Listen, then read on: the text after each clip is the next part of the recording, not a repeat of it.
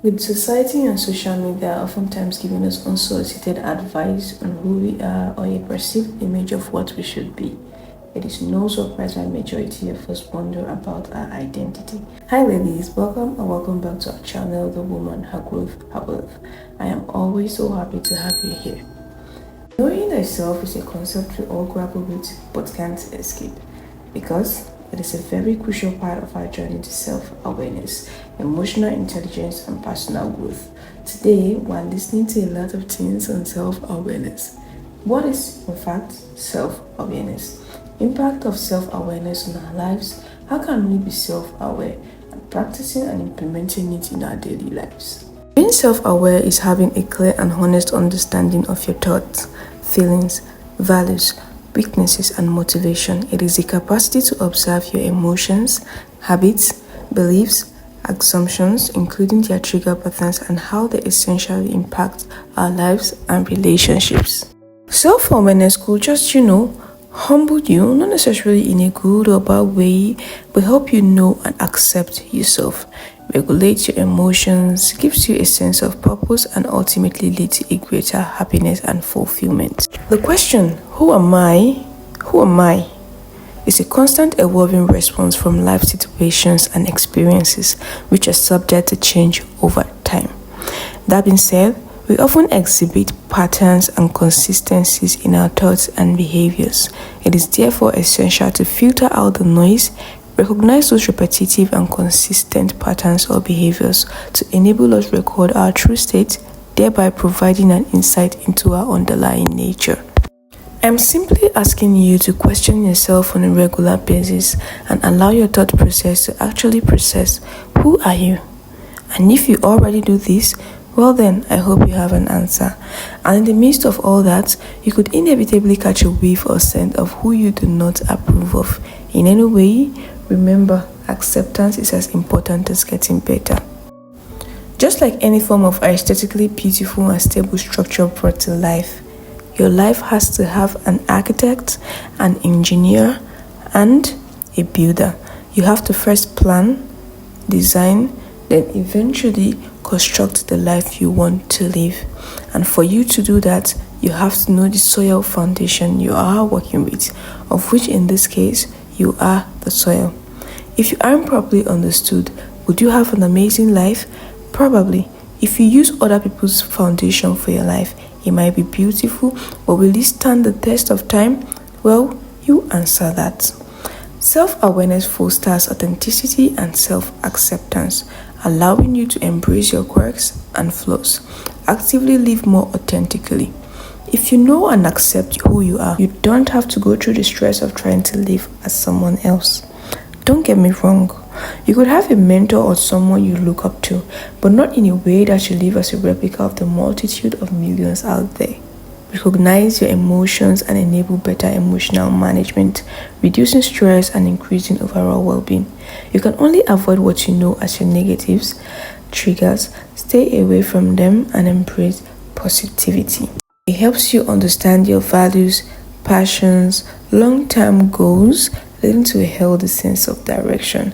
I mean, can you really know your destination if you do not understand your life journey? It enables better coping mechanism, adaptability, and resilience in the face of challenges. And then on the negative side, yes, it has negatives. I'm so sorry. Knowing your flaws sometimes might lead to slight underconfidence, resulting to underperformance, but it is a necessary evil.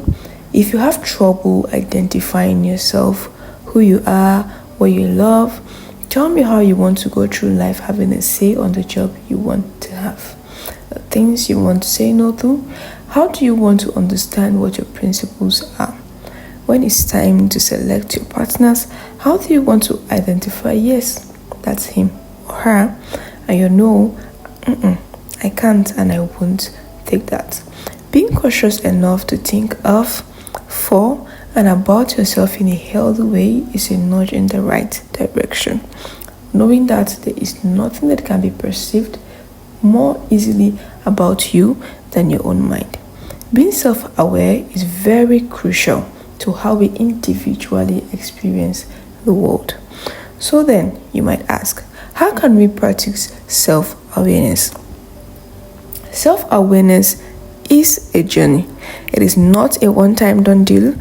Why? Because as we grow and become better, some definitions we give ourselves begin to shift. But essentially, having foundational principles of who we are will always give us directions and guidance into characters we become.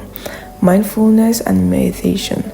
As you go through your daily activity every day, take a breather, either on your commute to work, during your lunch break, or when it's just you on your bed about to sleep. And ask yourself, who was I today? Did I embody the person I said I am?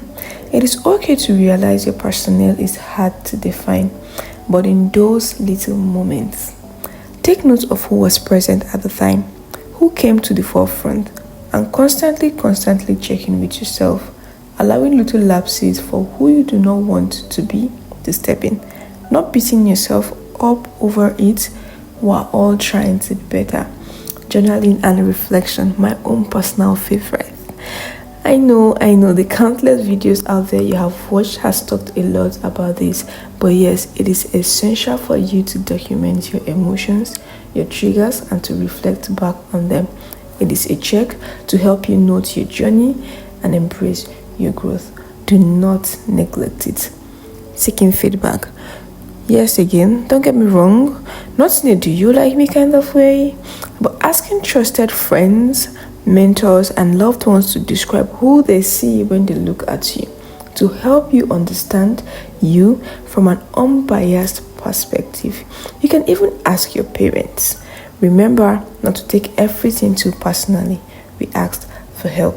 Therapy and counseling. The costs are high and probably not even available in your region or location. Yes, I know. But you could get a loved one above you who won't judge and has a better perspective about life to work with you by creating a safe and supportive environment to explore your thoughts, feelings, and behavior. While doing all this, be mindful of negative influences, establish boundaries, limit screen time, and have a life outside of social media to enable healthy balance. Some of us can't even sit with our thoughts for 5 minutes. Well, start small. Leave that phone at home. Take a 5-minute stroll around your neighborhood. Allow your brain to think critically and cultivate healthy thought processes. You can only hide for so long. Remember to keep those colored little notes in your purse. They come in handy. Have a pen in your purse to enable your journaling. Save yourself the stress of making excuses to not get better. Having a thought process about who you are should be a constant norm in your life.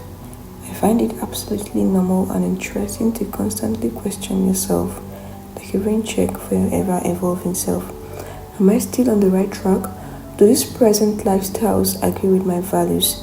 Have I deviated from who I am? Am I living my life or someone else's? If you already have all these questions answered, well, good for you. For some of us who are trying to find our identity, I hope you know you are on track. You are who you say you are, and while trying to become a better you, don't forget to appreciate you in the presence, because this was who you wanted to be yesterday. I hope this was helpful in some way. Thanks for stopping by and hope to see you next time. Remember, if at any point you want me to talk about something, you can always drop them in the comment section below and I will get to it. Bye.